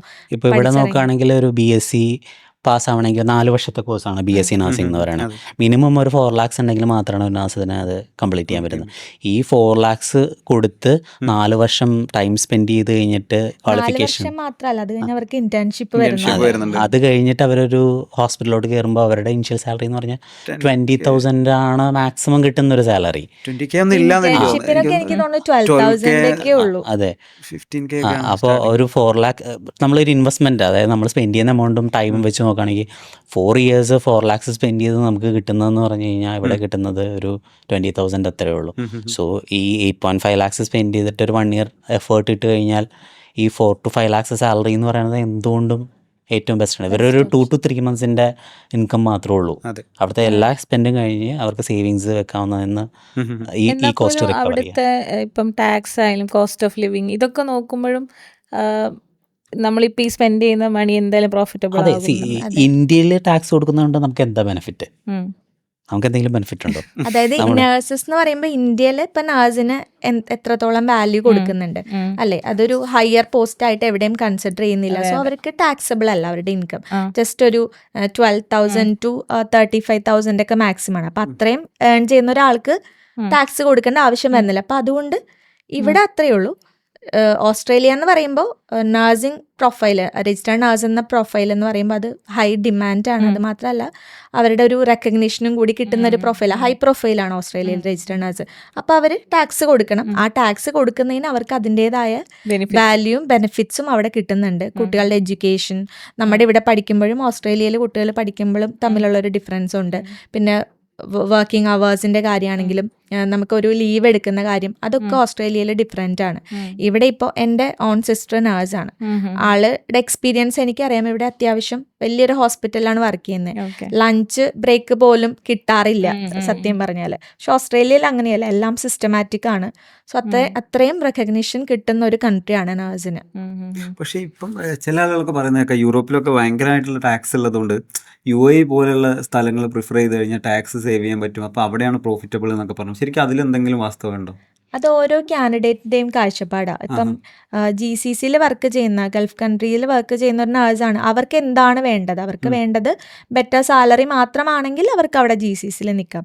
അതല്ല, ഓസ്ട്രേലിയ പോലുള്ള ഒരു കൺട്രിയിൽ മൈഗ്രേറ്റ് ചെയ്യുവാണെങ്കിൽ സാലറി മാത്രമല്ല, നമുക്ക് അതെ കുറേ എമൗണ്ട് മാത്രം ഉണ്ടായിട്ട് കാര്യമില്ല. നമ്മുടെ ലൈഫ് സ്റ്റൈല്, നമ്മുടെ ബാക്കി ചുറ്റുപാടുമുള്ള ആളുകൾ, കുട്ടികളുടെ എഡ്യൂക്കേഷൻ, ഫാമിലി ടൈം, അതൊക്കെ കൂടുതൽ കിട്ടുന്നത് ഓസ്ട്രേലിയ അല്ലെങ്കിൽ അതുപോലത്തെ കൺട്രി നോക്കുമ്പോഴായിരിക്കും. പിന്നെ വേറൊരു ഓപ്ഷൻ ഉള്ളത് PR, പെർമനന്റ് റെസിഡൻസി കുറച്ചുകൂടി ഈസി ആയിട്ട് രജിസ്റ്റേർഡ് നേഴ്സിന് കൊടുക്കുന്ന ഒരു കൺട്രിയാണ് ഓസ്ട്രേലിയ. സോ നേഴ്സിന് സെറ്റിൽ ആവണം എന്നുള്ള ഉദ്ദേശത്തോടു കൂടിയാണെങ്കിൽ അവർക്ക് ഓസ്ട്രേലിയ നോക്കാം. അതല്ല, സാലറി വൈസ് ആണ് അവർ കൺസേൺഡ് ആണ്, അല്ലെങ്കിൽ സാലറി നോക്കുകയാണ്, ടാക്സ് കൊടുക്കാനൊക്കെ ബുദ്ധിമുട്ടായിട്ടുള്ള ആളുകളാണെങ്കിൽ അവർക്ക് GCC തന്നെ തുടരാം. ഇപ്പോൾ എബ്രോഡ് പോകണം എന്ന് വിചാരിക്കുന്ന നഴ്സസിന് ഒരു എലിജിബിലിറ്റി ക്രൈറ്റീരിയ എന്തായാലും ഉണ്ടാവുമല്ലോ, ഒരു എക്സാം അല്ലെങ്കിൽ ഏജ്, എഡ്യൂക്കേഷൻ, അതിനെപ്പറ്റി ഒന്ന് ബ്രീഫ് ചെയ്യാൻ പറ്റും വ്യൂവേഴ്സിന് ഹെൽപ്ഫുൾ ആവും എന്നുള്ള രീതിക്ക്? ഓസ്ട്രേലിയൻ നഴ്സിംഗ് രജിസ്ട്രേഷൻ പ്രോസസ്സ് എന്ന് പറയുമ്പോൾ അതിന് എലിജിബിൾ ആയിട്ടുള്ള nurses BSc, post BSc complete ചെയ്ത നഴ്സസ്, പിന്നെ ഒരു 3 കോഴ്സ് ഉണ്ട്, GCAN, GDN, GCN. ഇത് ഓസ്ട്രേലിയയുടെ ഒരു കോഴ്സാണ്. ഞാനിപ്പോൾ നേരത്തെ വർക്ക് ചെയ്തു എന്ന് പറഞ്ഞത് ഈ കോഴ്സ് പ്രൊവൈഡ് ചെയ്യുന്ന ഇൻസ്റ്റിറ്റ്യൂഷനാണ്. സോ ഇത്രയും കോഴ്സ് കംപ്ലീറ്റ് ചെയ്ത നേഴ്സാണെന്നുണ്ടെങ്കിൽ, ഇതിൽ ഏതെങ്കിലും ഒരു ക്വാളിഫിക്കേഷൻ ഉള്ളവരാണെങ്കിൽ അവർക്ക് ഓസ്ട്രേലിയൻ നഴ്സിംഗ് രജിസ്ട്രേഷൻ്റെ എലിജിബിലിറ്റി ഉണ്ടെന്നർത്ഥം. അവർക്ക് ചെയ്യാനായിട്ട് പറ്റും. ഏജ് വൈസ് അങ്ങനെ എന്തെങ്കിലും ഉണ്ടോ? ഇത്ര ഏജ് കഴിഞ്ഞാൽ പിന്നെ ഇനി മൈഗ്രേറ്റ് ചെയ്യാൻ പറ്റും? ഏജിന്റെ എങ്ങനെയാണ് വരുന്നതെന്ന് വെച്ചാൽ, ലൈസൻസ് എടുക്കാനായിട്ട് ഏജ് ലിമിറ്റ് ഇല്ല. ഏത് പ്രായത്തിലുള്ള ആളുകൾക്കും, ഇപ്പൊ 50 വയസ്സായിക്കോട്ടെ 55 വയസ്സായിക്കോട്ടെ, അവർക്ക് ലൈസൻസിന്റെ പ്രോസസ്സ് കംപ്ലീറ്റ് ചെയ്യാം. പക്ഷെ ഓസ്ട്രേലിയയിൽ മൈഗ്രേറ്റ് ചെയ്യണം എന്ന് ആഗ്രഹിക്കുന്നത് അവിടെ സെറ്റിൽ ആവാൻ വേണ്ടിയിട്ടാണല്ലോ. സോ PR നോക്കണമെങ്കിൽ ബിലോ 45 ആയിരിക്കണം ഏജ് ലിമിറ്റ്. പക്ഷെ അങ്ങനെ അല്ലാത്തവർക്കൊരു ഓപ്ഷൻ ഉണ്ട്, ന്യൂസിലൻഡും ഉണ്ട്. നമ്മൾ ഡെസ്മ ന്യൂസിലൻഡും കൂടി ചെയ്യുന്നുണ്ട്. സോ ന്യൂസിലൻഡിലെ ഏജ് ലിമിറ്റ് 55 ആണ് വരുന്നത്. അപ്പോൾ അവർക്ക് ഓസ്ട്രേലിയൻ ലൈസൻസ് എടുത്തു കഴിഞ്ഞ് പിന്നെ ന്യൂസിലൻഡിലേക്ക് കൺവേർട്ട് ചെയ്യണമെങ്കിൽ അങ്ങനെ ചെയ്യാം. ഒരു പാത്വേ ഓപ്ഷൻ ഉണ്ട്, തിരിച്ചും അങ്ങനെ തന്നെയാണ്. അപ്പം കുറച്ച് കൂടുതൽ ഏജ് ഉള്ള ആളാണെങ്കിൽ നമ്മളത് ന്യൂസിലൻഡിലേക്ക് ട്രൈ ചെയ്യാനായിട്ട് പറയും. ഇതിൽ ശരിക്കും എക്സ്പീരിയൻസിൻ്റെ എന്തെങ്കിലും മാറ്റർ ഉണ്ടോ? ലൈക്ക് BSc നഴ്സിംഗ് കഴിഞ്ഞ് ഉടനെ തന്നെ മൈഗ്രേറ്റ് ചെയ്യാൻ പറ്റുമോ, അല്ലെങ്കിൽ കുറച്ച് വർക്ക് ചെയ്ത എക്സ്പീരിയൻസ് വേണം, എന്നാൽ എന്തെങ്കിലും പോയിന്റ്സ് കൂടുതൽ കിട്ടുക, അങ്ങനത്തെ ഒക്കെ ഇതില്ലേ? പോയിന്റ്സ് എന്ന് പറയുമ്പോൾ ഓസ്ട്രേലിയൻ PR-ന്റെ ഒരു സിസ്റ്റം എങ്ങനെയാണെന്ന് വെച്ചാൽ 65 പോയിന്റ്സ് ഉള്ള ആർക്ക് വേണമെങ്കിലും അപ്ലൈ ചെയ്യാം. പക്ഷേ ഫ്രഷർ ആണ്, ഇപ്പോൾ ഒരു BSc നഴ്സിംഗ് കംപ്ലീറ്റ് ചെയ്ത് ഫ്രഷർ ആയിട്ടുള്ള ഒരു നേഴ്സ് ആണെങ്കിൽ അവർക്ക് ലൈസൻസ് ചെയ്യാനായിട്ട് അവർ എലിജിബിൾ ആണ്. PR ഉടനെ ചെയ്യണമെങ്കിൽ ചെയ്യാം. ആ ഒരു എക്സ്പീരിയൻസിന്റെ പോയിന്റ്സ് നമുക്ക് ക്ലെയിം ചെയ്യാൻ പറ്റില്ലെന്നേ ഉള്ളൂ. PR-ന്റെ കേസിൽ മാത്രമേ പ്രശ്നം വരുന്നുള്ളൂ, പ്രശ്നം വരുന്നില്ല. ആക്ച്വലി PR-ന് പോയിന്റ്സ് ഉണ്ട്. എക്സ്പീരിയൻസിൽ ഇപ്പോൾ നമുക്കൊരു ഇത്ര പോയിന്റ് 5 പോയിന്റ് കിട്ടണമെങ്കിൽ ഇത്ര വർഷം, ഒരു 3 വർഷം എക്സ്പീരിയൻസ് വേണം എന്നുണ്ട്. അപ്പൊ ആ 5 പോയിന്റ് അവർക്ക് കിട്ടില്ല എന്നേ ഉള്ളൂ. അതിന് പകരം ഇപ്പുറത്ത് കോമ്പൻസേറ്റ് ചെയ്യാൻ വേറെ കുറെ കാര്യങ്ങളുണ്ട്. ഇവര് സിംഗിൾ ആണെങ്കിൽ അഡീഷണൽ പോയിന്റ്സ് കിട്ടും, ഏജ് കുറവാണെങ്കിൽ അഡീഷണൽ പോയിന്റ്സ് ഉണ്ട്. സോ അതൊക്കെ ഇവർക്ക് ക്ലെയിം ചെയ്യാനായിട്ട് പറ്റും. അപ്പൊ എക്സ്പീരിയൻസ് അവിടെ ഒരു മാറ്റർ അല്ല. ഫ്രഷേഴ്സ് ആണെങ്കിൽ കൂടി അവർക്ക് സ്റ്റാർട്ട് ചെയ്യാം, PR-ന്റെ കാര്യങ്ങളും ലൈസൻസ് കിട്ടിയിട്ട് ചെയ്യാം. പിന്നെ നേരത്തെ പറഞ്ഞ പോലെ ഈ GDN, GCAN, GCN കോഴ്സസ് പറഞ്ഞു, അത് മെയിൻലി ചെയ്യുന്നത് ഡിപ്ലോമ ഉള്ള നഴ്സസ് ആണ്. അവരുടെ ക്വാളിഫിക്കേഷൻ അപ്ഗ്രേഡ് ചെയ്തിട്ട് ഇതിലോട്ടുള്ള എലിജിബിലിറ്റി വരുത്തുക എന്നുള്ളതാണ് ആ കോഴ്സ് ചെയ്യുന്നത്. അപ്പോൾ ഇൻ കേസ് ഇനി അത് ചെയ്യാത്തവർക്കും അത്യാവശ്യം എക്സ്പീരിയൻസ്, ഇപ്പോൾ ഒരു 8 years കൂടുതൽ എക്സ്പീരിയൻസ് ഉള്ള ഈ ഡിപ്ലോമ ഉള്ള നഴ്സസ് ആണെന്നുണ്ടെങ്കിൽ, GNMs ആണെന്നുണ്ടെങ്കിൽ, നേരത്തെ പറഞ്ഞ ന്യൂസിലാൻഡ് പാത്വേ എന്നുള്ളൊരു ഓപ്ഷൻ ഉണ്ട്. അപ്പോൾ ന്യൂസിലാൻഡിൽ ഈ എക്സ്പീരിയൻസും ഈ ക്വാളിഫിക്കേഷനും ഉണ്ടെങ്കിൽ ന്യൂസിലാൻഡ് ലൈസൻസ് എടുക്കാം. അങ്ങനെ ന്യൂസിലാൻഡ് ലൈസൻസ് എടുത്തിട്ട് നമുക്ക് ഓസ്ട്രേലിയയിലോട്ട് കൺവേർട്ട് ചെയ്തിട്ട് GNMസിനും കൂടിയിട്ട് ഓസ്ട്രേലിയൻ നഴ്സിംഗ് രജിസ്ട്രേഷൻ എടുക്കാൻ പറ്റും. അതുപോലെ തന്നെ ഒരു കൺഫ്യൂഷൻ ആണല്ലോ മാം, ഇപ്പം ഒരുപാട് എക്സാംസ് ഉണ്ട് ഇതിൽ. IELTS ഉണ്ട്, OET, PT തുടങ്ങിയിട്ടുള്ള. ഇതിൽ ഏറ്റവും ബെറ്റർ ആയിട്ടുള്ള ഒരു എക്സാം ഏതാണ്? അതിന് നിങ്ങളുടെ ഭാഗത്ത് നിന്ന് എന്തൊക്കെ സപ്പോർട്ടാണ് നിങ്ങൾ ചെയ്ത് കൊടുക്കാറുണ്ട്? ഇംഗ്ലീഷ് ടെസ്റ്റിന്റെ കേസാണ് നോക്കണമെങ്കിൽ IELTS, OET, PTE, TOEFL, Cambridge English okay. ഇത്രയും ടെസ്റ്റുകൾ ഓസ്ട്രേലിയ അക്സെപ്റ്റ് ചെയ്യുന്നുണ്ട് നഴ്സിംഗ് രജിസ്ട്രേഷന്. അപ്പോൾ ഇപ്പോൾ ഒരു കാൻഡിഡേറ്റ് പ്രോസസ്സ് ചെയ്യുമ്പോൾ പലരുടെയും ധാരണ എന്താണെന്ന് വെച്ചാൽ സ്റ്റാർട്ടിംഗ് സ്റ്റേജിൽ തന്നെ ലാംഗ്വേജിന്റെ ആ ഒരു റിക്വയർമെന്റ് മീറ്റ് ചെയ്യണം എന്നാണ്. ഓസ്ട്രേലിയയുടെ അങ്ങനെയല്ല. നമുക്ക് ഇതിന്റെ എൻഡിൽ ലൈസൻസ് കിട്ടുന്നതിന് തൊട്ട് മുമ്പ് മാത്രമാണ് ലാംഗ്വേജ് ടെസ്റ്റ് വേണ്ടി വരാറുള്ളൂ. ഓക്കെ. മിക്ക നഴ്സസും OET അവർ പഠിച്ചിട്ടുണ്ടാവും, പ്രിപ്പറേഷൻ എടുത്തിട്ടുണ്ടാവും. അങ്ങനെയുള്ളവരാണെങ്കിൽ OET തന്നെ കണ്ടിന്യൂ ചെയ്യുന്നതായിരിക്കും നല്ലത്. ഇനി അത് ട്രൈ ചെയ്തിട്ട് കിട്ടാത്ത ആളുകളാണെങ്കിൽ അവർക്ക് അത് സ്വിച്ച് ചെയ്ത് PTE, Pearson and test of English, അത് നോക്കാവുന്നതാണ്. അതാണ് കുറച്ചുകൂടെ ഫ്ലെക്സിബിൾ. ഓക്കെ. സെയിം ഡേ തന്നെ റിസൾട്ട് വരും. നമ്മൾ OETക്ക് ഒരു 30 or 35,000 കൊടുത്ത് എഴുതുന്ന ഒരു എക്സാം ആണ്. PTE എന്ന് പറയുമ്പോൾ ജസ്റ്റ് ഒരു 14,000 to 15,000 ആണ് അതിന്റെ എക്സാം ഫീസ് വരുന്നുള്ളൂ. ഓക്കെ. സെയിം ഡേ റിസൾട്ടും വരുമല്ലോ. അപ്പോൾ കുറച്ചുകൂടെ ഫ്ലെക്സിബിൾ ആണ് അത്. പക്ഷേ കാൻഡിഡേറ്റിനോട് നമ്മൾ കമ്മ്യൂണിക്കേറ്റ് ചെയ്യും, നിങ്ങൾ കോച്ചിങ് ഇതിന് മുമ്പ് എടുത്തിട്ടുള്ളതാണോ എന്നൊക്കെ ചോദിച്ചിട്ടാണ് നമ്മൾ അതിന്റെ ബാക്കി സപ്പോർട്ട് കാര്യങ്ങളൊക്കെ ചെയ്യുന്നത്. ലാസ്റ്റ് സ്റ്റേജിൽ മതി. അപ്പോൾ ഈ സെയിം സ്കോർ കാർഡ് തന്നെ അവർക്ക് PR-നും യൂസ് ചെയ്യാം. ആദ്യം എഴുതി വെച്ച് കഴിഞ്ഞാൽ ഇതിന്റെ വാലിഡിറ്റി 2 years ആണ് വരുന്നത്. കോവിഡിന്റെ സമയത്ത് ഒത്തിരി നഴ്സസ് ആദ്യം എഴുതി വെച്ചിട്ട് അത് വാലിഡിറ്റി കഴിഞ്ഞ് രണ്ടാമത് അറ്റൻഡ് ചെയ്യേണ്ടി വന്നിട്ടുണ്ട്. PT ആണ്. ഏത് എക്സാം ആണെങ്കിലും, OET ആണെങ്കിലും PTE ആണെങ്കിലും. അപ്പം നമ്മളിപ്പോൾ റെക്കമെൻഡ് ചെയ്യുന്നത് ലാസ്റ്റ് സ്റ്റേജിൽ എക്സാം അറ്റൻഡ് ചെയ്യാനാണ്. ഇപ്പോൾ ഡെസ്മേനെ അപ്രോച്ച് ചെയ്യുന്ന ഒരാൾ മൈഗ്രേറ്റ് ചെയ്യണം എന്ന് വിചാരിക്കുന്ന ഒരു നഴ്സ്, അപ്പോൾ നിങ്ങൾ ഏതൊക്കെ കാര്യങ്ങളിലാണ് സപ്പോർട്ട് കൊടുക്കുന്നത്? ഇപ്പോൾ രജിസ്ട്രേഷൻ മുതൽ അവിടെ എത്തി അവർ സെറ്റിലാവുന്ന വരെയുള്ള ഒരു പ്രോസസ്സിൽ നിങ്ങളെ ഗൈഡൻസ് ഉണ്ടാവുമോ, അതോ ഈ പേപ്പർ വർക്ക്സും കാര്യങ്ങളും മാത്രമാണോ നിങ്ങൾ സപ്പോർട്ട് കൊടുക്കുന്നത്? ഇല്ല, നമ്മൾ ഫുൾ പ്രോസസ്സായിട്ട് തന്നെയാണ് ചെയ്യുന്നത്. ഒരു കാൻഡിഡേറ്റ് നമ്മളെടുത്ത് വന്നു കഴിഞ്ഞാൽ അവർക്ക് ഓസ്ട്രേലിയയിൽ എത്താൻ വരെയുള്ള ഹെൽപ്പ് നമ്മൾ, അതായത് PR-ന്റെ ഹെൽപ്പ് വരെ നമ്മൾ ചെയ്ത് കൊടുക്കുന്നുണ്ട്. എന്തൊക്കെ സ്റ്റെപ്സ് അതിൽ ശരിക്കും ഇൻവോൾവ് ആയിട്ടുള്ളത്? ഓസ്ട്രേലിയൻ നഴ്സിംഗ് രജിസ്ട്രേഷനിൽ മെയിനായിട്ട് 3 സ്റ്റെപ്സാണ് വരുന്നത്. ഫസ്റ്റ് വൺ NCLEX-RN, രണ്ടാമത് OSCE എന്ന് പറയുന്ന ഒരു പ്രാക്ടിക്കൽ എക്സാം ഉണ്ട്, പിന്നെ മൂന്നാമതാണ് ലാംഗ്വേജ് ടെസ്റ്റ്. ഇപ്പം നേരത്തെ പറഞ്ഞതുപോലെ അത്ര എക്സാംസിൽ ഏതെങ്കിലും ഇഷ്ടമുള്ളത് ഒരെണ്ണം അറ്റൻഡ് ചെയ്ത് ക്ലിയർ ചെയ്യാം. NCLEX-RN ഒരു തിയറി ബേസ്ഡ് എക്സാം ആണ്. നമുക്കിവിടെ ചെന്നൈ, ബാംഗ്ലൂർ, ഹൈദരാബാദ് അങ്ങനെ കുറേ സെൻറ്റേഴ്സ് ഇന്ത്യയിൽ തന്നെ അവൈലബിൾ ആണ്. പിന്നെ അത് ക്ലിയർ ചെയ്ത് കഴിഞ്ഞ് OSCE പ്രാക്ടിക്കൽ എക്സാം ഓസ്ട്രേലിയയിൽ പോയിട്ട് അറ്റൻഡ് ചെയ്യണം. അത് വിസിറ്റിംഗ് വിസ എടുത്തിട്ടാണ് പോകുന്നത്. അപ്പോൾ ഇത് 2 എക്സാമിൻ്റെയും പ്രിപ്പറേഷൻ്റെ അസിസ്റ്റൻസ് നമ്മൾ കൊടുക്കുന്നുണ്ട്. അവിടെ പോകുമ്പോഴുള്ള അക്കോമഡേഷൻ കാര്യങ്ങൾ അതെല്ലാം നമ്മൾ അസിസ്റ്റൻസ് പ്രൊവൈഡ് ചെയ്യുന്നുണ്ട്. സോ ഒരു കാൻഡിഡേറ്റ് നമ്മുടെ അടുത്ത് ഡെസ്മ ചൂസ് ചെയ്യുമ്പം അവർക്ക് വറി ചെയ്യേണ്ടി വരില്ല. എല്ലാ ഗൈഡൻസും നമ്മൾ കൊടുക്കുന്നത് കൊണ്ട് തന്നെ അവർക്ക് വറി ചെയ്യേണ്ടി വരാറില്ല. അപ്പോൾ ഈ ഒരു പ്രോസസ്സ് കംപ്ലീറ്റ് ചെയ്യണമെങ്കിൽ ഇത്രയും സ്റ്റെപ്സ് ആണ് വേണ്ടത്. ദെൻ ഇത് കഴിഞ്ഞിട്ട് ലൈസൻസ് കിട്ടിയ കാൻഡിഡേറ്റിന് 2 ഓപ്ഷൻ ഉണ്ട്. ഒന്നെങ്കിൽ അവർക്ക് PR അപ്ലൈ ചെയ്യാം, അതല്ലെങ്കിൽ ജോബിൻ്റെ ഓപ്ഷൻ നോക്കണമെങ്കിൽ അങ്ങനെ നോക്കാം. ഇപ്പോൾ കൂടുതലായിട്ട് നോക്കുന്നത് PR നമ്മൾ അപ്ലൈ ചെയ്യും, സെയിം ടൈമിൽ ജോബിൻ്റെ ആപ്ലിക്കേഷനും ഇടും. അതും ഡെസ്മയുടെ ഒരു കോംപ്ലിമെൻ്ററി സർവീസാണ്. നമ്മൾ അഡീഷണൽ ആയിട്ട് വേറെ ചാർജസ് ഒന്നും നമ്മുടെ കാൻഡിഡേറ്റിൻ്റെ കയ്യിൽ നിന്ന് വാങ്ങിക്കാറില്ല. നമ്മുടെ അസിസ്റ്റൻസ് PR അല്ല, നിങ്ങൾ ജോബ് ഓൾറെഡി അസിസ്റ്റൻസ്. അപ്പോൾ അവിടെയുള്ള ഹോസ്പിറ്റൽസ് ഒക്കെ ആയിട്ട് നിങ്ങൾക്ക് ടൈപ്സ് ഉണ്ടോ? അതെ, നമുക്ക് അവിടുത്തെ ഒരു 3-4 ഹോസ്പിറ്റൽസ് ആയിട്ട് ടൈപ്പ് ഉണ്ട്. ഇപ്പോൾ നമ്മൾ ഡെവലപ്പ് ചെയ്തുകൊണ്ടിരിക്കുകയാണ് ഹോസ്പിറ്റൽ നെറ്റ്വർക്ക്. മാത്രമല്ല ഇപ്പോൾ ഇൻ കേസ് ചില ഹോസ്പിറ്റൽസായിട്ട് നമുക്ക് ടൈപ്പ് ഇല്ലെങ്കിൽ കൂടി നമ്മളത് അവർ ഡയറക്റ്റായിട്ട് കാൻഡിഡേറ്റ്സിന് ജോബ് അപ്ലൈ ചെയ്ത് കൊടുക്കാറുണ്ട്. ത്രൂ ഇൻഡീഡ് അല്ലെങ്കിൽ അവരുടെ ഓൺ പോർട്ടൽസ് ഉണ്ടായിരിക്കും ജോബിന് വേണ്ടിയിട്ടുള്ള. ഈ ജോബ് അസിസ്റ്റൻസ് ആണ് കോംപ്ലിമെൻ്ററി സർവീസ്. PR നമ്മൾ വേറൊരു അഡീഷണൽ സർവീസ് ആയിട്ടാണ് ചെയ്യുന്നത്. പിന്നെ പലപ്പോഴും നമുക്ക് വരുന്നൊരു എൻക്വയറിയാണ് NCLEX എഴുതിയിട്ട് പേപ്പർ വർക്ക് സ്റ്റാർട്ട് ചെയ്യാൻ പറ്റുമോ എന്നുള്ളത്. ശരിക്കും പറഞ്ഞാൽ ഫസ്റ്റ് സ്റ്റെപ്പ് എന്ന് പറയുന്നത് തന്നെ NCLEX-RN.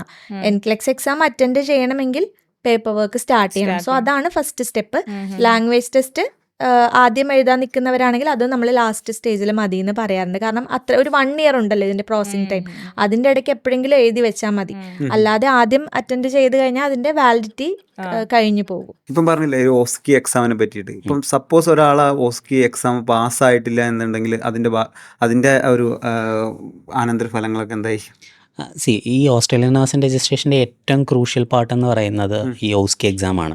കാരണം നമ്മൾ പറഞ്ഞ 8.5 lakhs സ്പെൻഡ് ചെയ്യുന്ന പറയുന്ന മെജോറിറ്റി പോർഷനും, അതായത് ഒരു 80% ആക്ച്വലി വരുന്നത് ഈ എക്സാമിൻ്റെ റിലേറ്റഡ് ആയിട്ടാണ് വരുന്നത്. അതിൻ്റെ വിസ ചാർജസ്, പിന്നെ ഇതിൻ്റെ എക്സാമിനേഷൻ ഫീസ് തന്നെ 2 lakhs വരും. പിന്നെ Australia up and down flight ticket വരും, കോച്ചിങ്ങിന് വേണ്ടിയിട്ട് അവിടുത്തെ സ്റ്റേ വരും, കോച്ചിങ്ങിൻ്റെ ഫീസ് വരും. അപ്പോൾ ഇത്ര നമ്മൾ സ്പെൻഡ് ചെയ്യുന്നുണ്ട്. അപ്പോൾ ഇവിടെയാണ് ശരിക്കും ഡെസ്മ പോലുള്ള ഒരു കൺസൾട്ടൻസിയുടെ റോൾ വരുന്നത്. അതായത് നമ്മൾ കാൻഡിഡേറ്റിനെ കറക്റ്റായിട്ട് ഗൈഡ് ചെയ്തിട്ട് നമ്മൾ ടൈപ്പ് എടുത്തിരിക്കുന്ന ഇൻസ്റ്റിറ്റ്യൂഷൻ, ഓസ്ട്രേലിയയിൽ രജിസ്റ്റേർഡ് നഴ്സസ് തന്നെ ട്രെയിനിങ് കൊടുക്കുന്ന ഇൻസ്റ്റിറ്റ്യൂഷനാണ് ഓസ്കിക്ക് വേണ്ടിയിട്ട്. ഓക്കെ. അപ്പോൾ അവിടെ എക്സാക്ട്ലി അവരെവിടെയാണോ എക്സാം അറ്റൻഡ് ചെയ്യാൻ പോകുന്നത് ആ ലാബ് പോലുള്ള എക്സാക്റ്റ് റെപ്ലിക്കേറ്റഡ് ആയിട്ടുള്ള ഫെസിലിറ്റി അവിടെ ഉണ്ട്. അപ്പോൾ അവിടെ അവർ പോയി സ്റ്റേ ചെയ്തിട്ട് ഒരു 2 വീക്സോളം അവരെ ഹാൻഡ്സ് ഓൺ എക്സ്പീരിയൻസ് കഴിഞ്ഞിട്ടാണ് അവർ 1 ഡേ എക്സാമിനേഷന് വേണ്ടി പോകുന്നത്. അപ്പോൾ നമ്മുടെ 99% കാൻഡിഡേറ്റ്സും ഓസ്കിയുടെ എക്സാംസ് ക്ലിയർ ചെയ്തിട്ടുണ്ട്. ഓക്കെ, നമ്മൾ ഇവിടെ തന്നെ കോച്ചിങ് എടുക്കണം എന്ന് പറഞ്ഞിട്ട് പോവാത്ത കാൻഡിഡേറ്റ്സ് ആക്ച്വലി ഫെയിൽ ആയിട്ടുള്ള കാൻഡിഡേറ്റ്സും ഉണ്ട്.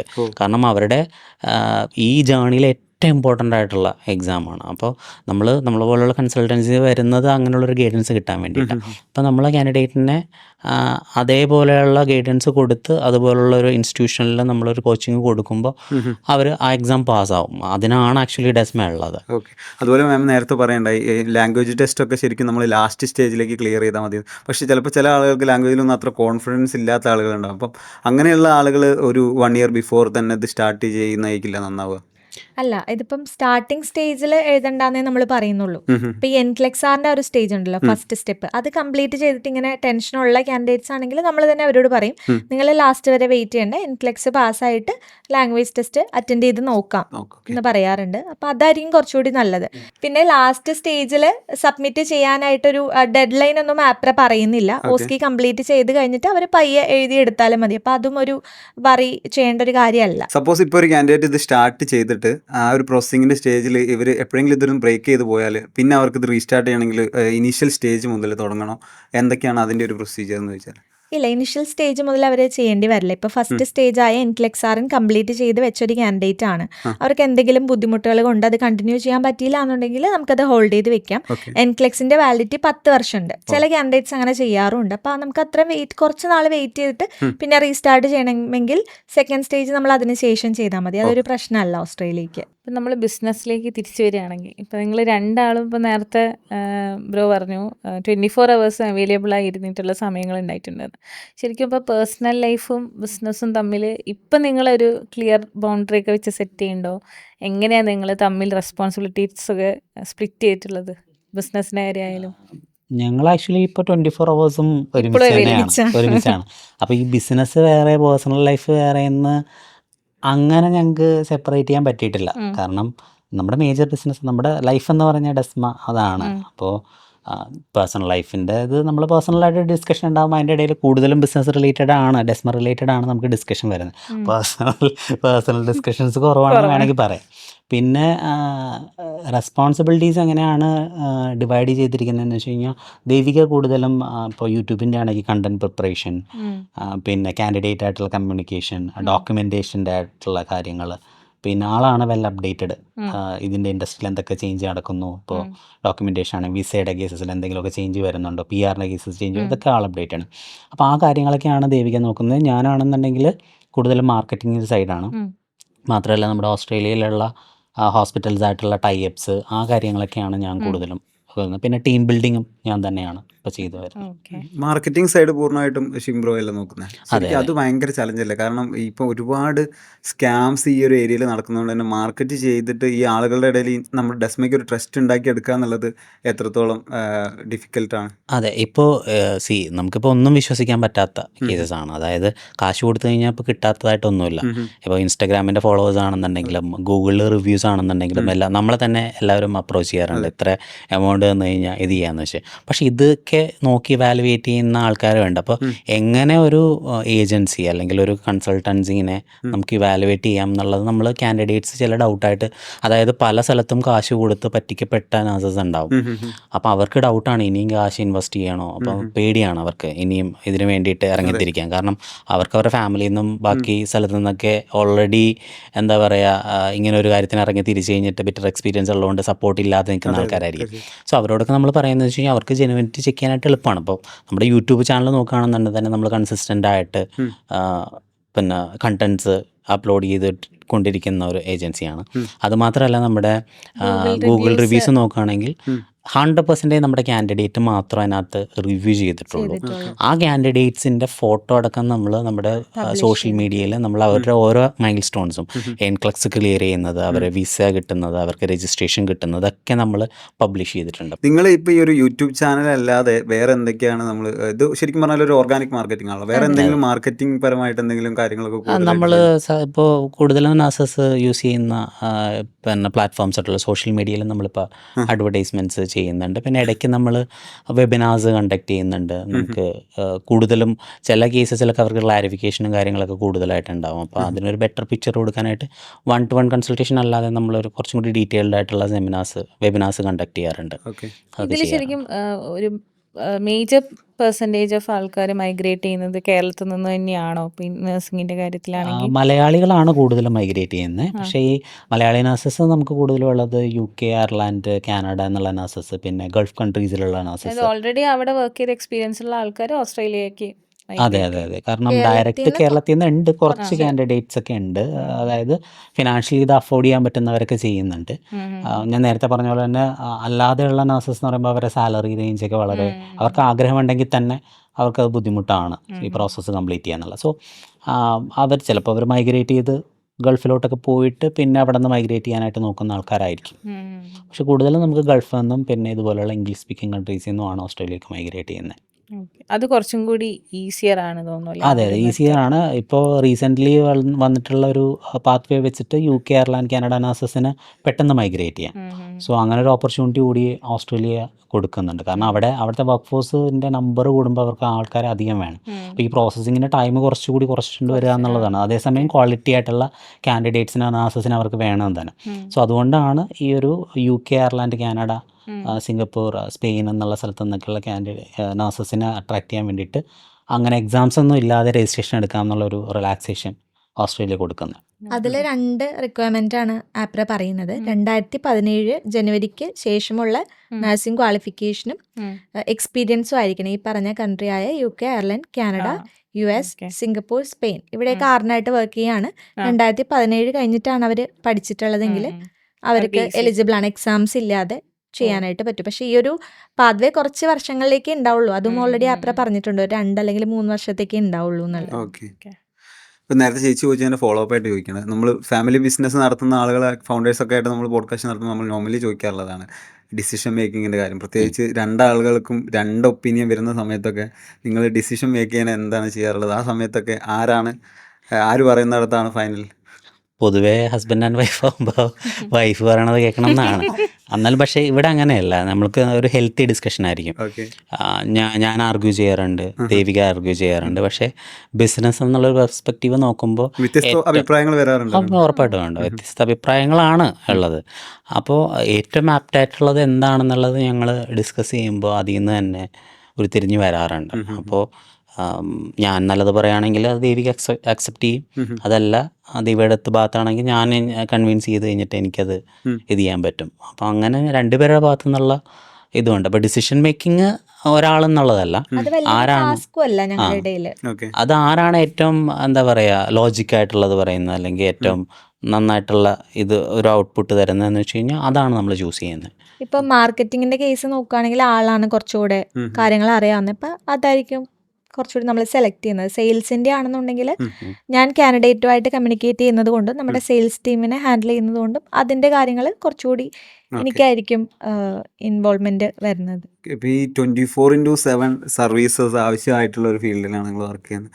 അപ്പം പല സമയത്ത് പല സ്ഥലത്തു നിന്നും കോളുകളും കാര്യങ്ങളൊക്കെ വരാനുള്ള സാധ്യതയുണ്ട്. ഇപ്പോൾ ടീം അത് മാനേജ് ചെയ്യുമെങ്കിൽ കൂടി നമ്മളുടെ ഒരു കണ്ണവിടെ എപ്പോഴും എത്തണം എന്നുള്ള ഒരു ടാസ്ക് ഉണ്ട്. അപ്പം ശരിക്കും ഇതിൻ്റെ ഇടയിൽ ഈ ഒരു ബിസിനസ് ലൈഫിൻ്റെ ഇടയിൽ ഫാമിലി ലൈഫ് എങ്ങനെ വളരെ സ്മൂത്തായിട്ട് മുന്നോട്ട് പോകുന്നു? അതായത് 24/7 ആവശ്യമായിട്ടുള്ളൊരു സർവീസ് അല്ല ഇത്. ശരിക്കും എല്ലാവരും ചെയ്യുന്നത് ആ ഒരു 8 hours, ഏത് കൺസൾട്ടൻസി എടുത്താലും 8 hours ആണ്. പക്ഷെ നമ്മളത് അങ്ങനെ ഒരു സിസ്റ്റത്തിലേക്ക് കൊണ്ടുവന്നതാണ്. ഞാൻ ഇപ്പം നേരത്തെ പറഞ്ഞതുപോലെ ഞാനും സ്റ്റാർട്ട് ചെയ്യുന്ന സമയത്ത് അനിയൻ്റെ വൈഫ് ഉണ്ടായിരുന്നു. സോ ഞങ്ങൾ രണ്ടുപേരും കാൻഡിഡേറ്റിനോട് അങ്ങനെയാണ് കമ്മ്യൂണിക്കേറ്റ് ചെയ്തുകൊണ്ടിരുന്നത്. ഓക്കെ. നമ്മൾ സാധാരണ എന്താ ചെയ്യുക, ഫോൺ എടുക്കുകയാണെങ്കിൽ റീൽസ് നോക്കും അല്ലേ, ഫ്രീ ടൈമിൽ. പക്ഷെ നമ്മൾ നോക്കുന്നത് കാൻഡിഡേറ്റിൻ്റെ മെസ്സേജാണ്. ഓ. ആ ഒരു ഡിഫറൻസേ ഉള്ളൂ. അതുകൊണ്ടാണ് നമുക്ക് കാൻഡിഡേറ്റുമായിട്ട് ഏത് ടൈമിലും കമ്മ്യൂണിക്കേറ്റ് ചെയ്യാനായിട്ട് പറ്റുന്നത്. പിന്നെ അത് മാത്രമല്ല, നമുക്ക് പല ടൈം സോൺസിൽ നിന്നുള്ള കാൻഡിഡേറ്റ്സ് ആണ് ഉള്ളത്. അപ്പോൾ നമ്മൾ റെസ്പോണ്ട് ചെയ്യാന്നുള്ളത് ഇതാണ്. അപ്പോൾ ഫാമിലിക്ക് വേണ്ടിയിട്ട് നമ്മൾ ആഫ്റ്റർ ഓഫീസ് അവേഴ്സ് അല്ലെങ്കിൽ ഓഫീസിലിരിക്കുമ്പോൾ ഓൺലി ഓഫീസ് കാര്യങ്ങൾ അങ്ങനെ മാത്രമായിട്ട് നമുക്ക് സെപ്പറേറ്റ് ചെയ്തിട്ട് നിർത്താൻ പറ്റില്ല. ഓക്കെ. സോ 24 hours ഞങ്ങൾ ഒരുമിച്ചാണ്. അപ്പോൾ അതിനിടയ്ക്ക് ഡെസ്മ വരും. നമ്മളത് ഭയങ്കര എന്താ പറയുക എൻജോയ് ചെയ്തിട്ടാണ് ചെയ്യുന്നത്. നമ്മൾ ഹാപ്പിയാണ് കാൻഡിഡേറ്റ്സിനും സപ്പോർട്ട് കൊടുക്കാൻ വേണ്ടിയിട്ട്. കാരണം ഇപ്പോൾ രാത്രി ഒരു കാൻഡിഡേറ്റിൻ്റെ മെസ്സേജിന് നമ്മൾ റിപ്ലൈ ചെയ്യുന്നത് നമുക്ക് അതൊരു ബുദ്ധിമുട്ടായിട്ടൊന്നും തോന്നിയിട്ടൊന്നുമില്ല. ഞാൻ ചെയ്യാനേ പറയുള്ളൂ.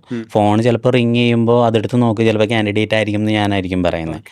അപ്പോൾ ആ രീതിയിലാണ് നമ്മൾ വർക്ക് ചെയ്ത് പോകണം. അപ്പോൾ അതിന് നമ്മൾ ഫാമിലി ലൈഫ് ഒഫീഷ്യൽ ലൈഫൊന്നും ഞങ്ങൾ സെപ്പറേറ്റ് ചെയ്തിട്ടില്ല. അത് ഡെസ്മ ലൈഫാണ്.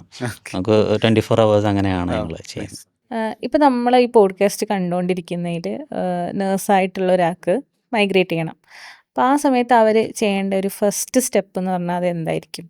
ഒരു കൺസൾട്ടൻസിനെ പോയിട്ട് അപ്രോച്ച് ചെയ്യുക എന്നുള്ളതാണോ, അതോ അവരായിട്ട് പോയിട്ട് ഈ എക്സാംസിൻ്റെ കാര്യങ്ങൾക്ക് രജിസ്റ്റർ ചെയ്യുക എന്നുള്ളതാണോ?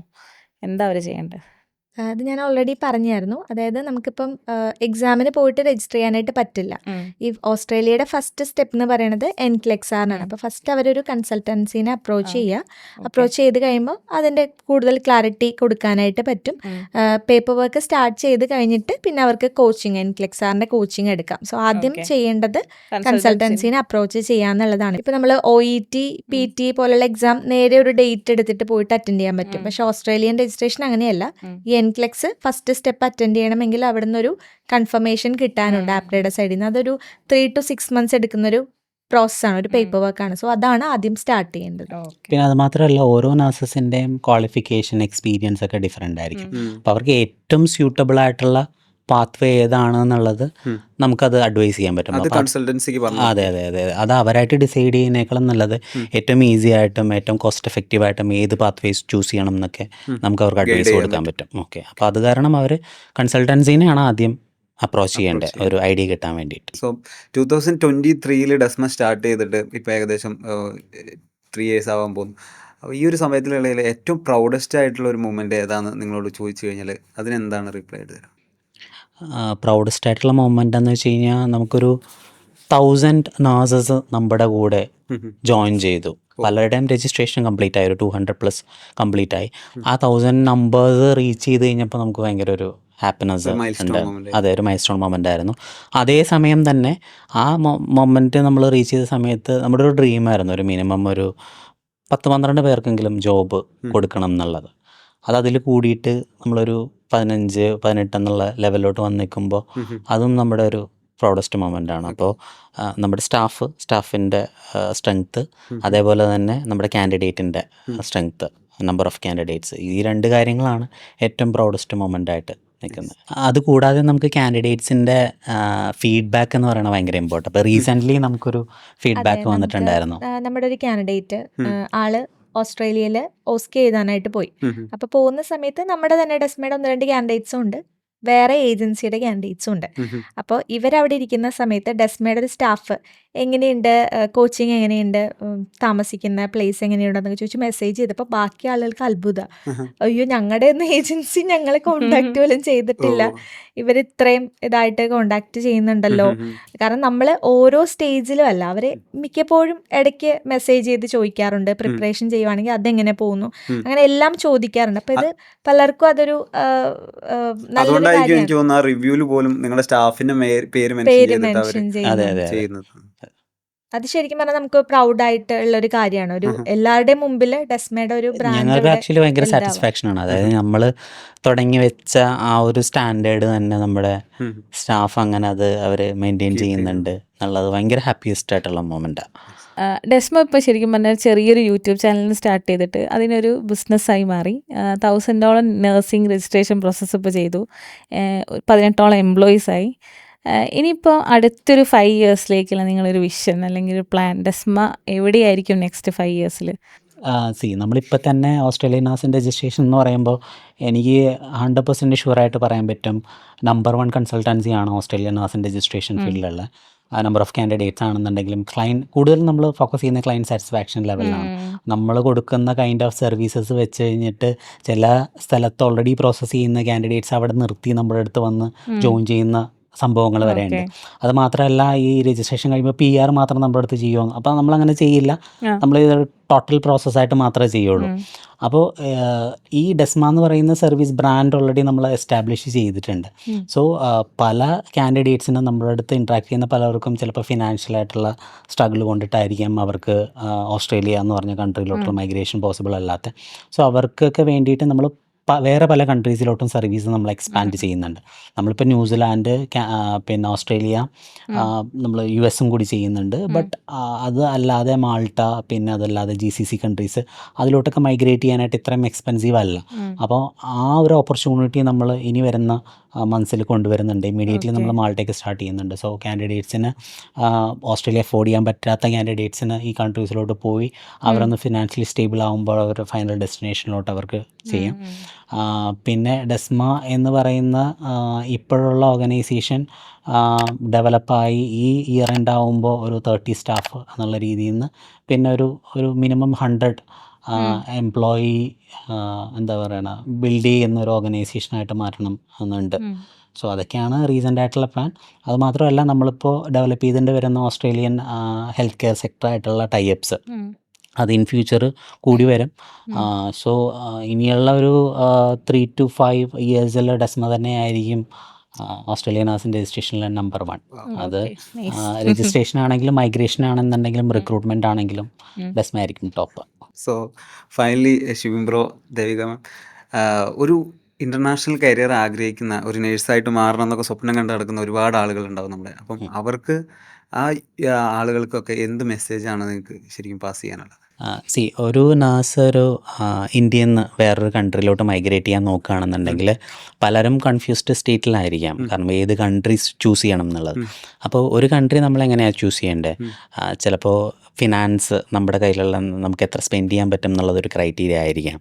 പിന്നെ ക്ലൈമറ്റ്, ബാക്കി അവിടെയുള്ള ഫെസിലിറ്റീസ് ഒരു റീസൺ ആയിരിക്കാം.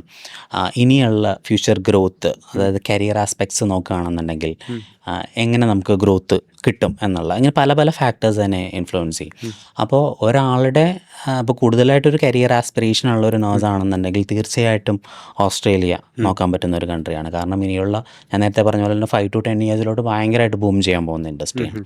സോ ഓസ്ട്രേലിയൻ നേഴ്സിൻ്റെ റെക്കഗ്നിഷൻ എന്ന് പറയുന്നത്, അവിടുത്തെ ഒരു ഓസ്ട്രേലിയൻ നേഴ്സിന് അവിടുത്തെ നമ്മളിപ്പോൾ ഒരു ഡോക്യുമെൻ്റ് അറ്റസ്റ്റേഷൻ ചെയ്യണമെന്നുണ്ടെങ്കിൽ ഇവിടുത്തെ നോട്ടറി അല്ലെങ്കിൽ ഗവൺമെൻറ് ഓഫീസേഴ്സിൻ്റെ അടുത്താണ് നമ്മൾ അറ്റസ്റ്റ് ചെയ്യുന്നത്. സോ ഓസ്ട്രേലിയ പോലുള്ള കൺട്രീസിലും UK, അയർലാൻഡൊക്കെ ആണെങ്കിലും അതിനുള്ളൊരു അതോറിറ്റി അവിടുത്തെ രജിസ്റ്റേർഡ് നഴ്സസിനുണ്ട്. സോ നമ്മുടെ നാട്ടിൽ നഴ്സസിനില്ല. സോ അങ്ങനെ കരിയർ ആസ്പിറേഷൻസ് നോക്കുന്നവർക്ക് ഇങ്ങനെയുള്ള കൺട്രീസൊക്കെ നോക്കുകയാണെങ്കിൽ ഇനിയുള്ള ഫ്യൂച്ചർ ഗ്രോത്തും കൂടി നോക്കുകയാണെന്നുണ്ടെങ്കിൽ അത് ഓസ്ട്രേലിയ ഏറ്റവും ബെസ്റ്റ് കൺട്രിയാണ്.